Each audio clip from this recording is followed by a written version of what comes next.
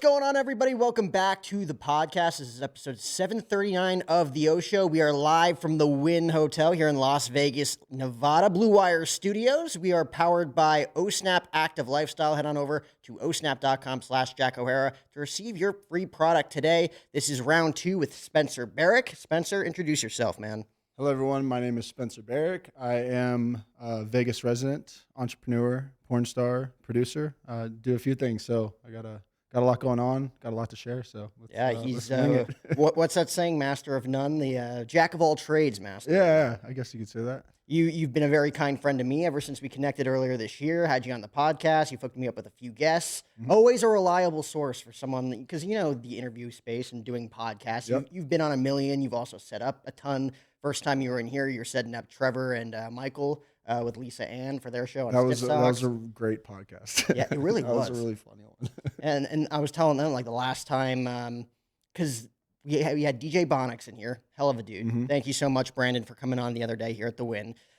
Talking a lot of controversial things we were talking about, right? And I'm thinking, oh man, what's Antoine thinking in there in the video production room? And I asked him, like, how far can we go with a microphone outside here at the Wynn with people walking by? And he's just like, you know what? It hasn't really been since who's that one guy? Trevor Stiff Socks. I'm like, yeah, Trevor Wallace. Trevor Wallace. Yeah. And I was telling him like, Trevor Wallace and Michael Blaustein. Michael Blaustein, Trevor Wallace, and the guests were Lisa Ann and Young Gravy. And Young Gravy. There was a lot of sex talk on that one. Yeah, and on that one, he's like, I think we had to turn the mic down on the outside one for that one. But ever since then, it's been fine. He's like, all right. He's like, I'll let you know when you're going too I just far, said the S word. I saw people looking here, so I don't know if they heard that or not. Hey, you're catching people's attention. I mean, there's a lot of people. It's Saturday morning, so there's going to be a lot of people walking around. Just be cool. I just want to talk about this space. What a beautiful space that Blue Wire Studios at the Wynn in Las Vegas. I mean, it's a broken record. I think I say it on every episode with every guest. It is the nicest podcast studio for an amateur like myself or anybody else who has or is building their brand to use. Yeah. And I've seen it before while it was in construction, even when this was an idea with Kevin back in the day. So to see his dreams come true and to this come to fruition is a very beautiful thing. Briefly talked about that, but kind of go back to your origin story of meeting Kevin Jones in college. So Kevin Jones, the CEO of Blue Wire, is one of my good friends from college. We both went to East Carolina University. Post college, we both went down our entrepreneurial paths. Kevin went into sports and radio, I believe. I think right out of school, he went to the Cleveland Browns and was working on the marketing side with them. Went from the Cleveland Browns to the Washington Redskins at the time. Now they're the Commanders. So he was in the sports space, kind of getting the idea of like how this industry worked. And I remember one day he's like, "I'm going to start a podcast company." I'm like, "Podcast company?" I was like, I know he was on the local radio at our college. He was on pirate radio at ECU. I remember that. I actually called in one time and prank called him while he was live on the radio. That was a funny time. So he's like, I want to start a podcast network, and here we are 5 years later. So it's really beautiful to see him do that. We were just both really helping each other out and encouraging each other down our entrepreneurial paths. I've helped advise him on some of his ventures. He's connecting me with a lot of people through my ventures. So it's, to see us kind of come together and me living in Vegas now and him starting this out in Vegas, it's just been a beautiful thing. How long have you been in Vegas? I've been in Vegas for 3 years now. I moved here 2020, peak COVID. I was in Los Angeles. Los Angeles was kind of going to shit. So Las Vegas was still open. The restaurants were still open, gyms. People that don't know, during COVID, everything in Los Angeles shut down for an extended period of time. That was all the gyms, all the restaurants, all the parks, a little bit of everything. So there's a little more freedom, a little more flexibility in Las Vegas, so I came out here. Yeah, this is arguably one of the nicest cities, I think, in the entire country. For a lot of people that just think, oh, the Strip, Yeah. I grew up back east. You were in L.A. I know we have a few people here from back east as well. Like, to me, that was the thing, right? Mm-hmm. It was the Strip. It was parties. It was showgirls. Yeah. But it's got a lot more to it. It's honestly one of the nicest cities. We're a sports town now. We've got sports.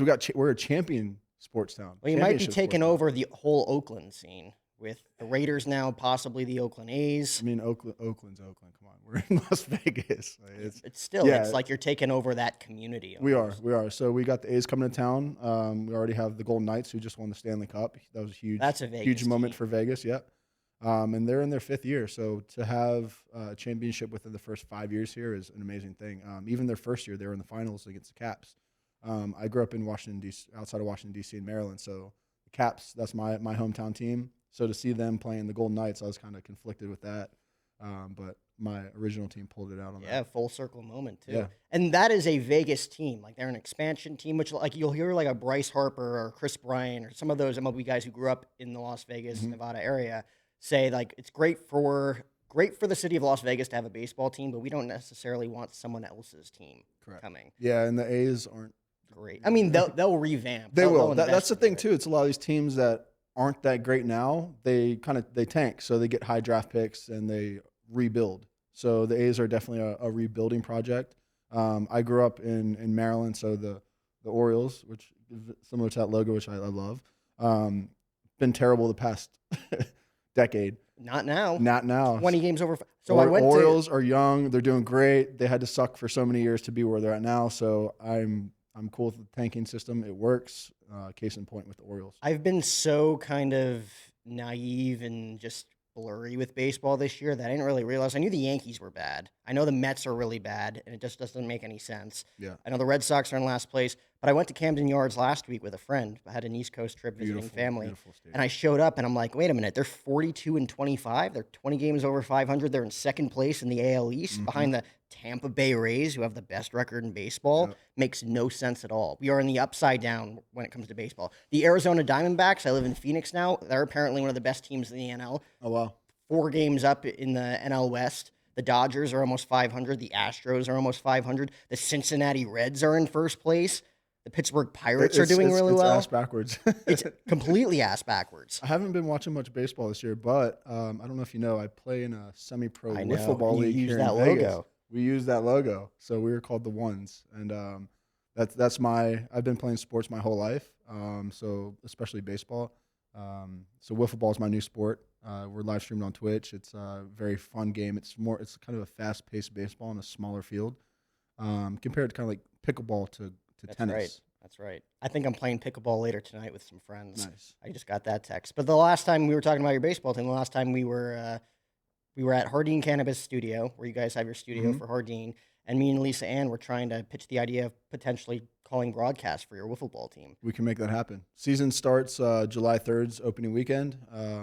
We have a 54-game season, so maybe we can make something happen. That would be amazing. I need to get back into it. I haven't done play-by-play in a while. It's fun. It's fast-paced. It's a lot of fun to do. It's a lot of fun. We can say whatever we want for the most part, right? Yeah, Reason. A lot of kids will be watching. Within reason on Twitch. It's Twitch stream, so we can't get too crazy, but we can have some fun banter on it. No, that's all baseball is. It's storytelling. That's why it's America's favorite pastime. Yes. I don't think anybody knows that anymore, but it is. What did you think of the Oakland A's reverse boycott? I thought that was very, very, very cool to watch. And it still didn't mean anything. It was cute, but not happening. It's funny because they'll have like 12 fans there all year round. They haven't even, at that point, they were like 19-52. Yeah. One of the worst starts ever. And all of a sudden, they pack out the Coliseum. Everybody's chanting, sell the team. I've never seen anything like that in baseball. Yeah, I guess they didn't have much else to do. You want to hear a weird fun fact that my cousin brought to my attention last week? The Oakland A's, I think they were 19-52, 19-53 at the time last week. He informed me that is the worst start for a Major League Baseball team in Major League Baseball since the invention of the chocolate chip cookie in 1934. Wow. Isn't that a bizarre fact? I feel like 19 games is still like, I'm surprised that stat is there. I mean, I would have thought like 10 games would be the most wins, but that's pretty impressively bad. Like that is not a statistic that you want to be on the bad side of. That is not a good statistic, no. So Oakland A's fans out there, I know a few. It's tough. It's tough being A's fan. It's tough. But on the topic of podcasts, yes, you've helped me out with a lot of guests. You've been on a lot of shows. Just like going down the entire list of shows that you've been on, whether it be my show, obviously a lot of shows out here. I saw your show with Julia Rose and her co-host. Okay. Yeah. Just the shows you do at Jardin. Yeah. Been on a lot. And over the past, I'd say 3 to 4 years, I've gotten involved in the podcast space.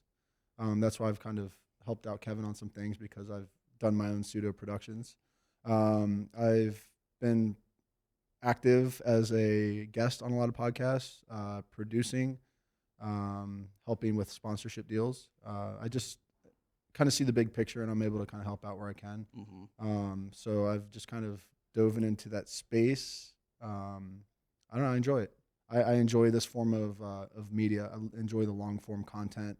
I feel like traditional media you see on Instagram and Facebook and stuff you get in that realm isn't real news. It isn't real stories. Here we get to really talk and dive deep into things. It's not the flashy headlines. This is real content. Yeah. And I feel like this space is very important. I feel like long form content like this is really the future of communication in entertainment. So I see so much potential with that. I've helped out with Impulsive, this podcast. What are the Blue? I don't think any of the Blue Wire ones. Trevor Wallace, we had him out here for AVN. So during AVN, for those of you that don't know, AVN is the Adult Video News, the AVN Awards. It's the porn awards. I produced 18 podcasts that week. One of them I did here was Trevor Wallace, Stiff Socks. That was the funniest podcast I've ever seen. That was with Lisa Ann and Young Gravy. If you don't know who they are, check them out. And they had like just recently like hooked up or something. Like there was like they were fresh. They had a little falling out since then, but that was naturally in their honeymoon phase. Go check out the episode. Yeah, go check out the episode. It was a fun one we shot here. But yeah, I just been doing the podcast thing for a while now, so I enjoy it. It's a little different from what I'm traditionally in front of camera with. As an adult performer, I'm usually naked on camera, so having clothes on camera is a little bit different. You're dressed up like you're going to dinner. I got my Saturday finest on. Yeah, you look really nice. It's funny. I feel more nervous with my clothes on than my clothes off. If that makes sense. Man, you're that far gone, huh? That far. A baby just walks by in a stroller. Great. Again, Saturday afternoon, people vacationing here at the Wynn Las Vegas. Hello. You never know what you're going to see. Sin City. Got some fans out there. Oh, that's funny. You know what else you're responsible for, in my world anyways? Giving me the perfect icebreaker whenever I meet people or whenever I need something to talk about with my buddies. The first time we ever met, you showed me the video of the North Korean military marching band doing their rendition of Killing in the Name of by Rage Against the Machine, which is the most insane video for anybody that hasn't seen it yet. It's the great North Korean military marching band doing their rendition of Killing in the Name of by Rage Against the Machine with Kim Jong-un sitting front row, just and they're all just in synchronicity clapping. And it was real too. It's not CGI. It's real. Some real hype. And they had a green screen in the background too with the band performing, launching missiles, bombs going off, buildings blowing up. Like it's funny to us just watching, but like that's kind of scary. I feel like that's a USA thing to do, but I guess North Korea kind of adopted our music and our like, what do you think like Tom Morello and those guys from Rage Against the Machine think of that? They got to be flattered, right? I don't know. I don't think they would be. You wouldn't be flattered? I don't think they'd go on the record saying that they were flattered. Like low key, like that's pretty Part badass. of them is probably just like, oh my God. When we wrote this song, we didn't think this was going to happen. But at the same time, like, oh, this isn't good. You know? Yeah. This isn't great that they're using I could only imagine what the U.S. military was thinking when they saw that. They're like, what the heck is should we be scared or should we be laughing right now? Like, is it new? It's funny because every time I show it to someone, they're like, no way, let me see. And then they're watching halfway through. Well, that's pretty funny. But then they still think it's fake. And then they realize everybody's clapping at the same time. Like, wow, that's very organized. And then they see the videos going off in the background and Kim Jong-un laughing. I'm like, oh, no, this is very real. And then everybody starts cracking up hysterically. They had the whole thing. They had the chorus. They had the whole symphony orchestra. Like, the whole thing was just, it was a production for sure. I can only imagine how much time and energy and practice went into that. That whole thing. They're like, what song can we use that would pity America that we could use against them that they just love? That was a very popular song in the 90s. And I feel like there had to have been some sort of like American influencer, American insider that produced that. You know, like which North Korean's like, I want to choose that song. They just had one friend. Because I don't feel like they have access to our music like that, do they? I'm sure. I'm sure we could find their music. I don't know if we'd want to listen to it. Yeah, I just don't know since they're very closed off, I don't think they're very, they have access to our culture and music like that, but maybe they do. It'd be interesting to see. Donald just showed Kim Jong-un during one of their meetings. Bucket list, I would like to go to North Korea sometime in my life. So here's the crazy thing. We were talking the other day, because we were supposed to have you on Thursday here in the studio, but you had a flat tire coming back from Los Angeles. Yeah. And you were telling me, because you've been all over the world filming and doing all your stuff, but you've never been to Boston, Massachusetts. I was in Boston last weekend. You're going to Boston this upcoming week for Gordy Gronkowski's 40th. I'm leaving for Boston tonight at 10:30 p.m. I am flying to Boston tomorrow for the day for Gordy Gronkowski's 40th birthday. So Gordy's one of my good friends, been a huge supporter of me. He's just, obviously, if you know the Gronkowski family, where they come from and who they are.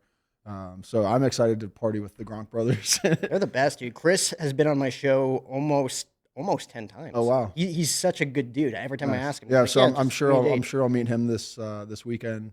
But what better way to experience Boston than with the Gronkowski brothers? Gronkowskis, and what Gordy told Rob, he's like, my one birthday request is to have Tom Brady show up at my birthday party. The GOAT. That would be awesome. What a weekend it would be, your first experience in Beantown, and you get to meet the king of New England, basically, right. Tom Brady. That'd be amazing. So that would make it complete for me. But yeah, it's a quick 24-hour trip. I fly in, I get in at 7 in the morning. Gordy's picking me up in the limo. We're gonna cruise around the harbor, then go to his birthday party, and then I fly out next morning to Los Angeles. Be prepared for a lot of grumpy people. A lot of grumpy people? In the best way possible. The East Coast, New York, Boston, Philly, especially. I'm not a big fan of Philly. Yeah, everybody's Philly people. Everybody's tough. I love the toughness, but see, now we have a ton of kids. You got to be careful. I've never seen this many kids lean up against the glass and think wow, what a great studio. Hey, we're aspiring some dreams here. Yeah, that's cool. In one way or another. But Boston is a city that everybody has your back, great culture. Everybody's just grumpy, a little bit grumpy. I had the privilege of going up into the Nesson studio of the New England Sports Network at Fenway Park last weekend. Parking at Fenway Park is like $70, no matter where you go. Wow. And it's such an old city architecturally that parking is kind of a pain. Do people take a train in? Like, what's the main? You probably can, but it's just the main way to get there. It's really bad. Walking. Horse and Most carriage. people will park on Boylston Street where they have the Boston Marathon, and then walk over like a good 10 blocks over. It's a nice walk, and you'll see a lot of people walking down to the ballpark, especially if there's a game. But I'm like, I'm just going to be here for 20 minutes checking out the press box, meeting up with a few people. I'm like, I don't want to pay $70. And I, full discretion, don't have a debit card on me right now because I lost it a few months ago. I got to order a new one. So I've been using I've been using Apple Pay for everything. So I'm like, I can't even pay for it. So I'm like, I'm just going to park at the gas station right next to Fenway and see if they're just kind enough to let me park there. I am so excited. I've been to almost every major city in the U.S., probably 48 out of the 50 states, but have not been to Boston.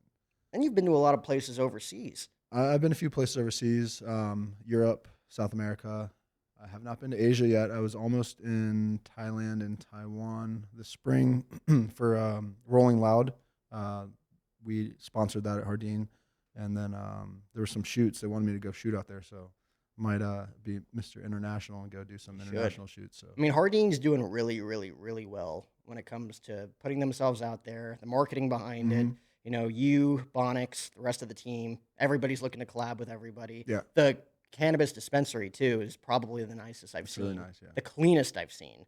Yeah, we because a lot of the backgrounds of cannabis has to do with culture. And that's why I feel like Jardin's been successful, is because we've really been able to embrace culture and embrace our culture. It's not just about the plant. It's not just about the products. It's about the people. And we invest very highly in our people. We have very diverse staff. It's mostly female, a lot of minority employees there. So we are really just taking in the people because they represent our brand. And I feel like that's what a lot of companies, they don't get right, is they really focus on the product. They don't focus on the people.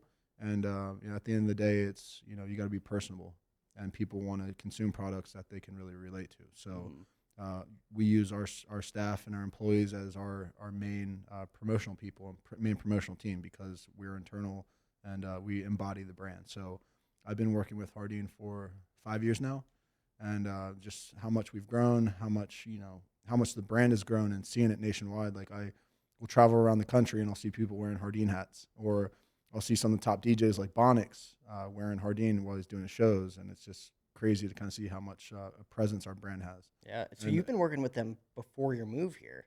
It's a before, long time. yeah, since 2018.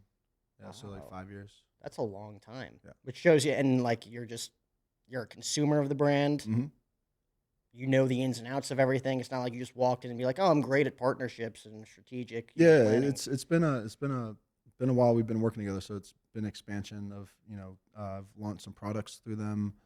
I had a CBD company that we launched there, helped develop the podcast studio and get that up and running. Been doing a lot of our events. I actually produced our first influencer event because I noticed, I was talking about our culture, how we have so many different subsets of people that work with Jardin as ambassadors. We have artists, we have DJs, models, musicians, athletes, adult stars. So seeing all these different subsets, I was like, we really need to bring all these groups together because they're kind of separated because there wasn't that common denominator. So I was like, we just need to bring all of our groups together and really, show how big our community is. So I created our first influencer / ambassador event, and we brought all of our ambassadors and influencers together in one party, and kind of everyone's like, wow, like this is Jardin, and it gave them the first time to really see like this is what we have in our network.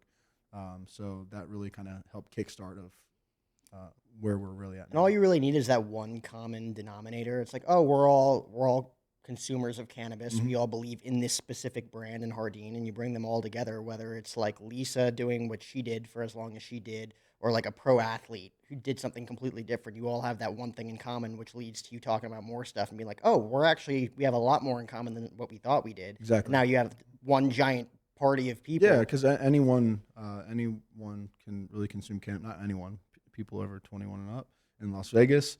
But yeah, it's cannabis is a beautiful product. It's a plant that was left here for us to be able to consume. So it's been super regulated nationwide over the past century for certain reasons.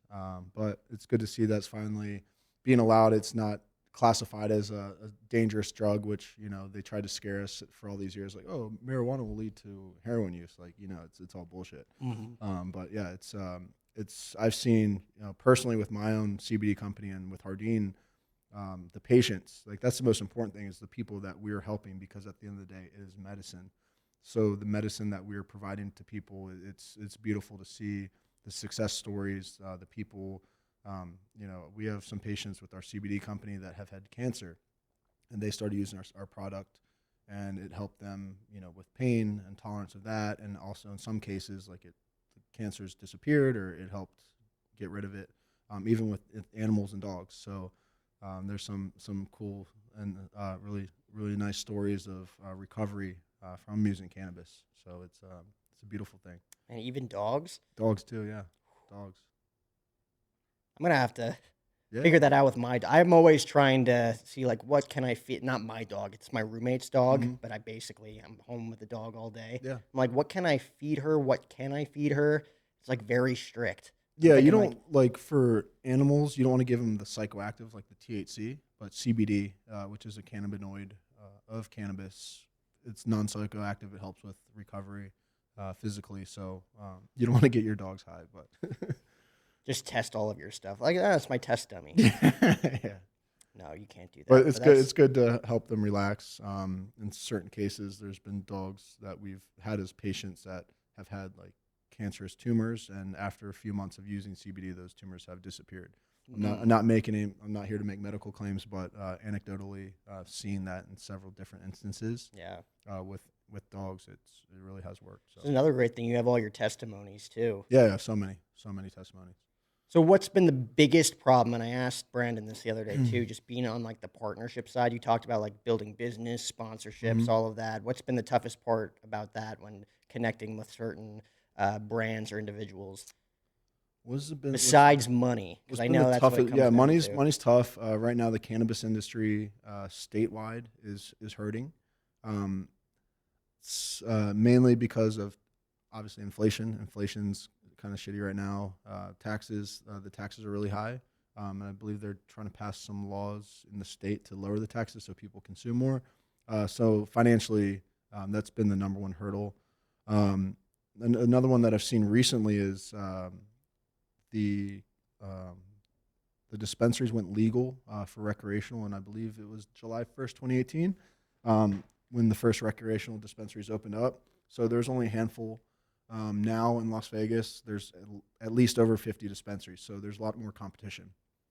It's a lot easier to get a license. There's every other week, I feel like I see a new dispensary pop up. So there's a financial side of it. There's the competition. I feel like we have a leg up because we've been solid in the space for 5 years. We've won Dispensary of the Year in Las Vegas the past 4 years, so we really have kind of put our flag in the ground as the premier destination in Vegas. Mm-hmm. So it's we just got to be active, stay innovative. That's how we stay ahead of the curve. Oh yeah, I mean it's so cool to see, like you talked about, the different collaborators and the people with different brands coming together, sharing that same commonality, and at the same time knowing. I feel like most people, like Yeah. Lisa knows, and there's a few other people that know, because I was talking to DJ about this. Money's the biggest issue, but Mhm. like when you partner with people like that and Yeah. bring them together, like no, like we love this first and foremost. Exactly. How can we work together? Yeah. We're like Brandon was talking about, a few people would be like, yeah, we need like 10 grand for this party that we're happening. It's like whoa, whoa, whoa. First of all, like we're on the up and up, Yeah. but at the same time, like we're not. Yeah, investing there's in some things that you were saying, the 10 grand. We spent 10 grand on some things here and there. It's like, did we get the full return on that? Could we have spent that elsewhere? So it's, sometimes it's like playing roulette. You got to put your chips on certain numbers. Sometimes they hit, sometimes they don't, but it's business. So Mm-hmm. And it's tough too, because you also have the analytics right there when it comes to, let's say, podcasts or certain, like if they're video content, if it's like a video content Yeah. person, you're like, okay, your numbers are out there. We can see if it's worth our For sure. investment or not. Yeah. But then there's other people who like do a really good job of marketing themselves. Or like, Mhm. yeah, we can invest. Yeah, and 5, 10 that's what Gs makes for it this. a little tougher being in the cannabis space, specifically for a dispensary, because it's one physical brick and mortar location. It's not like we can promote it on social media and people can be buying stuff online. We do have an online store for CBD products and for merchandise, but it just being one brick and mortar, we really have to have that ROI locally. Like we can be promoting worldwide, but you only can be in Vegas to purchase the product. So that's kind of the trade off right there. That's what makes it a little more tough. Once we're able to expand out and ramp up our e-com a little more and sell globally, that's when those numbers will kind of even out. But right now it's tough because we have to get that ROI here in Las Vegas. Mm-hmm. I mean, it's got And to start with the there's so much foundation. competition in Las Vegas with all the dispensaries.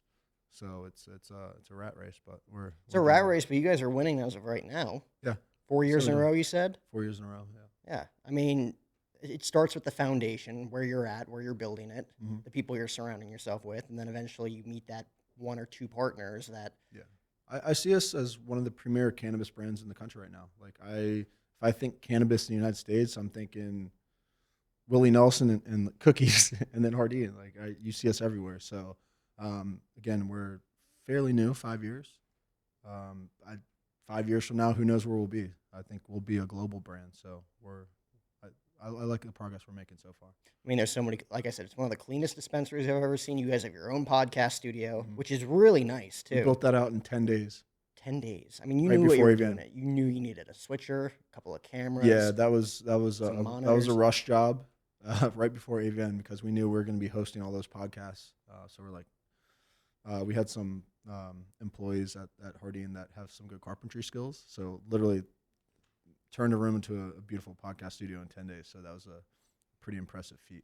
Yeah, I mean, a lot of cool names doing shows in there too. Yeah. Mhm. Whether it be in porn and cannabis. Yeah, Anything we've had else? who've we had in there? Lisa Ann, Alexis Texas did her podcast there. Alexis Fox, Adelia from That's Offensive. Yep, DJ Who Kid, that's right. Whose House podcast.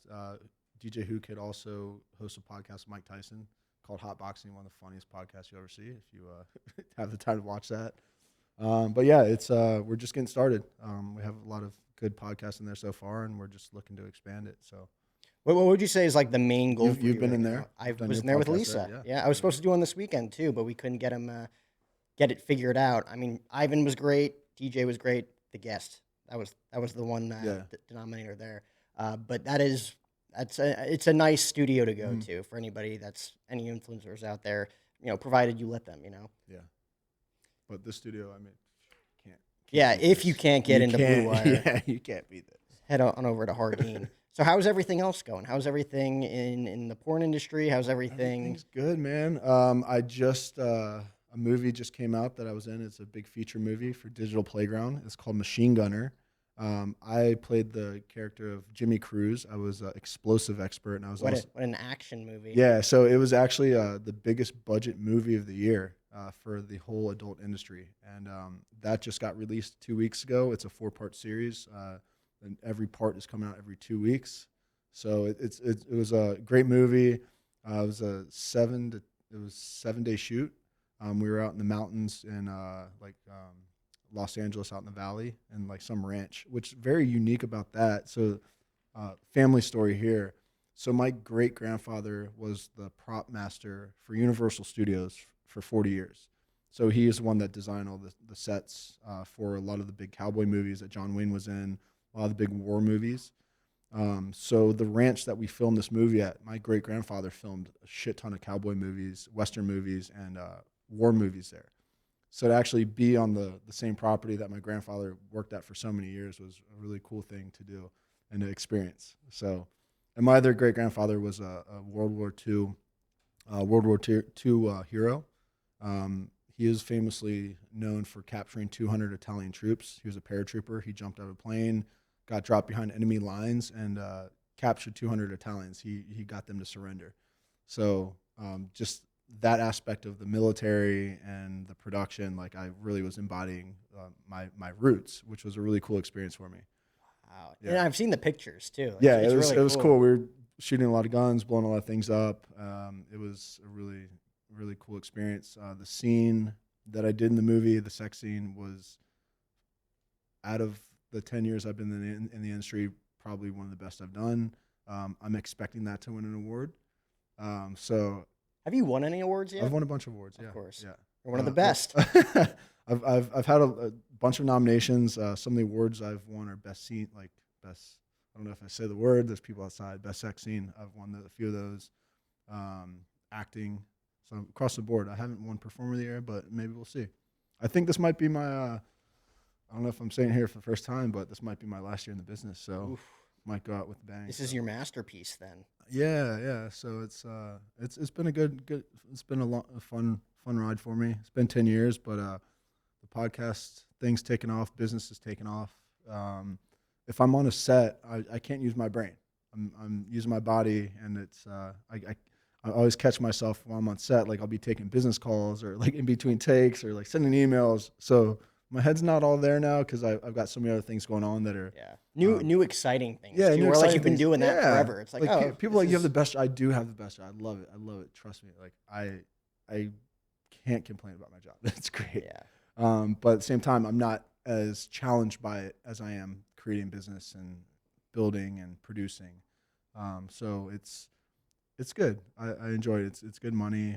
I get to travel a lot. I get to work with the people that people are like, wow, you work with this person. So it's like I'm living that dream job, and that's why I'm able to sit at the table with, say pro athletes or billionaires or politicians. People are at the best at what they do because I'm at the pinnacle of what I do. So it's brought me to the tables of people that I would never really be at that same table with if I wasn't elite at what I did. So That's right. It's I'm basically a pro athlete of sex. So that's kind of that's what I am. So you always call yourself. I think you called yourself that on the last podcast we did That's too. what I am. Yeah. So. But it's crazy how like you could have one talent and then all of a sudden you meet all of these different people that you didn't think was even possible to meet, or even people that you didn't think like I'd be in the same room with that person. Yeah, never thought that. And there's people that I've been at the table with that I used to see on the internet and I used to watch, and then I'm in the same room with them. So it's like, how is this happening? But it's part of my journey, part of the process to where I'm going. So it's Yeah, I remember when I told Kevin, he's like, "You're doing what?" Because we were both, as I said earlier, both entrepreneurs, and I had to Right, start. you had I iBar. had I had a live streaming app that I started out of college that won a bunch of awards. I was at this tech incubator at Duke University, like I was in that route. Um, so I went from a technologist to a I don't know what the word you'd say, but yeah, Adult adult, yeah, adult athlete. adult, yeah, Adult film athlete. yeah. So adult film athlete. Yeah. Just like a rated R Yeah, it's but rated R I actor. don't look at myself like that. It's crazy because Well, that's the one thing about that I industry. forget that I do that sometimes. People are like, oh, like I'll be in public, people come to me like, oh, Damon Dice. I forget that my name is Damon because I'm only that on set, so it's only a very small percentage of my life. And But do you respond to it well? Because I've asked pro wrestlers this too, because there's a lot of pro wrestlers that have completely different first names than their actual first name. yeah, it's my alter ego. I, Because Spencer and Damon, two completely different names. yeah, and even publicly, I go by Spencer. A lot of adult stars they go by their stage name. I made the conscious decision a few years back to go by my real name because at the end of the day, that's who I am. Damon's just a character. Like imagine being an actor and you have like a star role and you're that character forever. Like people will be calling you by that character that you played the rest of your life, and you can never be you. So I made that decision. I was like, I need to be Spencer because I can't be doing this forever. I'm not gonna be 50 years old being an adult star. And people like imagine I'm with my grandkids. People are like, oh, Damon Dice. I'm like, oh god, here we go. Mm-hmm. Gonna have to explain this one. Oh, you would have to anyways. Yeah, so because that content's going to live forever. oh yeah, I'm out there. Especially 50 years down the road when you have grandkids. That's something that's a bridge that I'm gonna have to cross when I get there. When I do have my own kids and grandkids, like that conversation will have to be had. So It's difficult because it's something that you've loved to do. It's something you are good at. You've met so many cool people in the space, but unfortunately, the industry is always just going to have that stigma around it. it will. I feel like it's had less of a stigma over the past few years, especially since COVID. The adult industry became a little more mainstream, a little more widely accepted, mainly because of OnlyFans. That really boomed. I don't know the exact statistic or the exact number, but there were millions of jobs that were created worldwide through OnlyFans over the past couple years through the pandemic because so many people lost their jobs. That was a job that people could do at home. People could support themselves. They could support their family. So, with that being what was that called? What were the jobs that were necessities? Or you could only go to work if it was like a necessity job. Like the medical fields, like pharmaceuticals. There was a certain name for it. Essential workers. Thank you, Nick Days. Essential workers. So something that I saw during the pandemic that cannabis and sex really boomed. Those were things that were kind of I call fringe industries that really took off because at the end of the day, people were basically locked in at home. They didn't have much to do, so they were smoking weed and watching adult content. So those two industries really took off during the pandemic. And the adult industry really being one and becoming more socially acceptable because Beyonce was singing about it. Cardi B was singing about it. People were talking about it. You're finding out that your next door neighbor was doing OnlyFans. You find out that your former teacher is doing it. Everyone was doing it. So it kind of became more widely accepted. And at the end of the day, people had to support themselves. People had to survive. At the beginning of the pandemic, I was actually doing live sex shows on some certain streaming sites to raise money as a fundraiser. Because there was a lot of people in my circles, mostly production people, like crews, camera people, PAs, they lost their jobs. So I felt that responsibility to help my community out. So I was doing these live shows to help raise money. So I raised thousands of dollars to help support people that lost their job during the pandemic. So I was kind of doing my part. I had the ability to still make money. Fortunately, a lot of people lost that ability. So I wanted to help take care of the people in my circles to make sure that they were taken care of. Yeah. And it's something that you could take it matters into your own hands doing what you did. And you have the mindset to do it too. Or some people are like, oh, it's COVID. I can't go into work. I can't make any money. Yep. versus how can I scrap together a few different things, Yeah, like and side hustles. and that I I, can I do. caught some heat in the beginning because I don't know if everyone remembers, but when COVID first happened and they shut everything down, I think it was like March 15th, 2020, is when things like, oh, you can't go outside, you can't do this, like danger, danger, danger. The adult industry actually shut down on that date. I think we shut down for like 6 months fully, like all productions were shut down. So I was kind of a rebel. I wasn't doing like any mainstream shoots, but I was telling you I was doing those live streams. So I actually caught some heat from the adult industry for me and my partners. We were doing live streams from like my house, like at home. And people were like, oh, you're not supposed to be shooting. Well, screw you. Like I'm helping support people that don't have jobs right now. I'm not risking or endangering people. I'm not going out public. Like this is my own home with 2 consenting adults. It's just like if it's a married couple, they're at home doing it. What's the difference? You know, it's like one of my girlfriends. So I caught some heat for shooting, but at the same time, you know, I wouldn't change it for a thing. I was able to help support people and, you know, keep them from losing their homes or putting food on the table. So At the end of the day, it was a good, like you were yeah, trying to I help sacrificed, you know, people were giving me shit, but they can, you know, kick rocks. So That's right. My brother's a musician. He brought together his band during COVID and put all of like the drum set, all the amps, all of his guitars outside on our back deck and was playing till like 2 a.m. Nice. Just disrupting the entire neighborhood. But they were they were just getting shit for being together. It's like, why are all of these non-family members together all at once just playing music? I know. And they called the cops on them, and the cops had to come, and they came 3 times. So the first time they were just like, just keep the music down. Like, Yeah. Weird good times. stuff. It's Weird whatever. times. Second time they're just like you got to wrap this up. Like we're getting so many complaints. It's still like great music. Like do whatever you want to do, but just like do it in the basement or something. And the third time they shut it down. Yeah. I'm just like, let's just start a fight. Let's throw some haymakers with people in the let's go. neighborhood. This is what's going to keep us going anyways. Yeah. But like your thing is specific to, it's like, oh, human contact. First and foremost, people are looking at being like, you shouldn't be doing that. Yeah, it's a lot of the things that they were telling us not to do was kind of fugazi. I don't want to get into the politics of it, but you know what we were told to do and what was the reality of things was kind of skewed. So you know, I wasn't going to go with what they were telling me to do on CNN. So no. Yeah. So besides the party, you're only gonna be in Boston for 24 hours. I'm going to be in Boston for 24 hours. Yeah. 24 hours in Beantown. That's a lot you can do. Yeah, I'm going to be at a venue called Tall Ship Boston. It's a pier there's a boat at it. I don't know much about it. I just know it's a great venue. It's a music venue outside.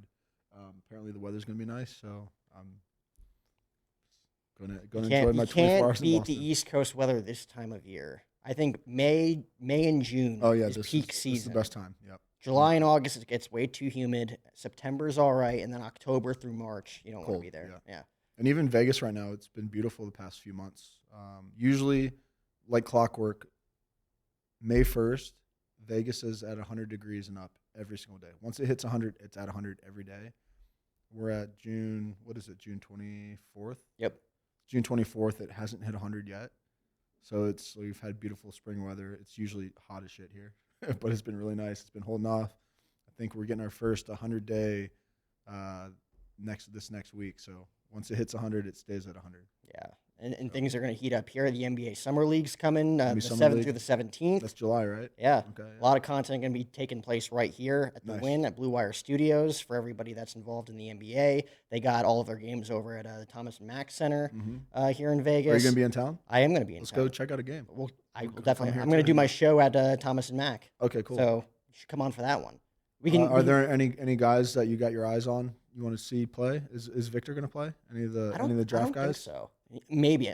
Me, I'm more of an MLB guy anyway, so I just come and watch whoever, and I'll bring buddies who know that are just like, oh, dude, thanks for taking me. And I'm just like, you just feel like a big shot. Yeah. But it's fun. Yeah, NBA I haven't really been watching as much past few years. Kind of lost contact with that. I'm a Lakers fan. They've been kind of so it's been tough. They looked really good all the way up until what was it, the Nuggets. Everybody got steamrolled. Yeah, this year. Nobody stood a chance. The Nuggets are just, they're the team to beat right now. I could see them winning the next couple of years.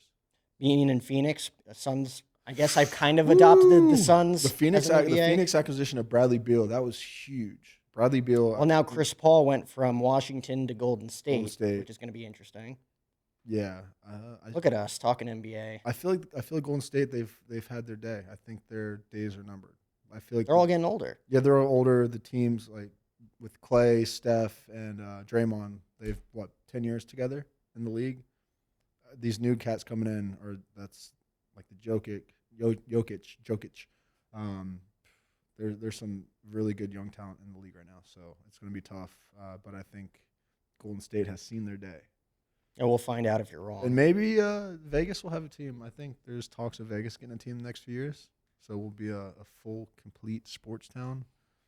But yeah, we'll see. I don't know if it might be, they're talking, it could be an expansion team. I wouldn't mind seeing the Clippers come here.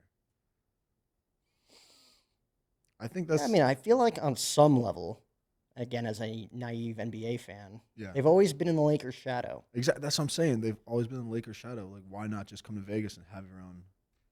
Yeah, it makes sense. You That's really what want makes to the most sense adopt to me. 3 teams, though. Like what makes the Golden Knights special is that this is They were their Las own Vegas's expansion team, team. Correct. and then they win, and everybody just loves all the guys on that Yeah. roster. It's just like their culture, their community. Where like you're adopting the Oakland Raiders and the Oakland A's fan base. The Bringing them Raiders are here. great. The Raiders fan base, it's the Raiders. They have always been known to have a very eclectic fan base. And now it's a weird mix with the Vegas people and the Oakland people. Though. Yeah, it's more of a. So I've been to a lot of the stadiums in the NFL.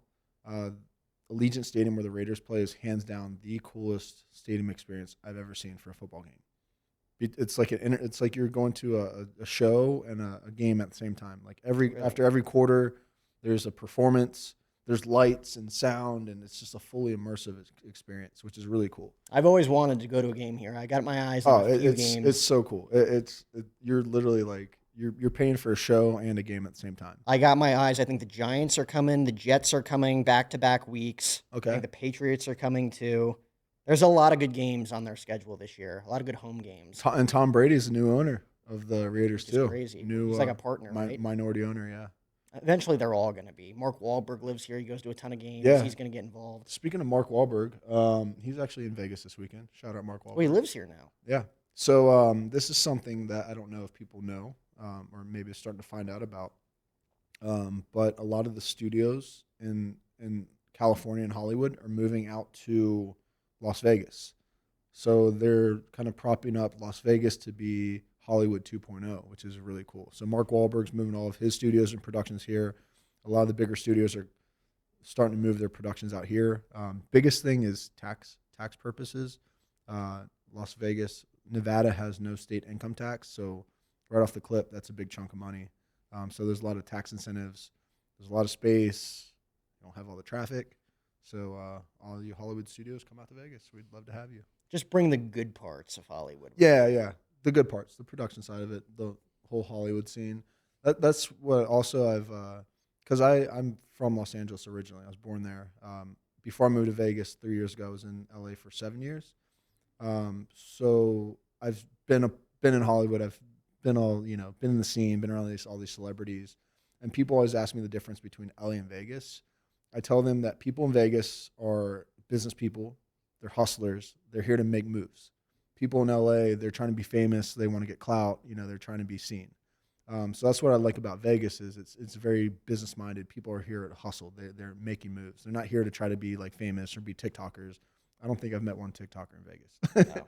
Like, and the cool thing here, people are just making moves. Like, everybody wants to collaborate too. They're hardworking, successful, but everybody's looking to help each other out. Exactly. LA is competitive. People are competing against each other. And that's what Like, New York and Boston is. Yeah. Just wait till tomorrow. Yeah. People here just are making moves. They like to help each other out. It's a small community too. Well, you're making a ton of moves, Spencer. Thank I you, man. appreciate you coming back on the show. It's good to be We'll have back. to do it next time I'm here and during the NBA Summer League too. Part 3. Catch a game. Yeah. We'll do it at Jardin next time so you could tell more of your rated R stories. I don't want the kids out here. I know. We've been on this is our second time. We haven't gone deep into that. But I've got a lot of fun. Oh, and I want to. I've heard them all. I've seen all the podcasts. But this was episode 739 of the podcast, guys. Remember to comment, like, and subscribe on our YouTube channel at Jack O'Hara TV. Episode 740 with Spencer Barrick. See ya. Yeah, we're definitely going a deeper dive. Yeah, we can do that next time. Yeah.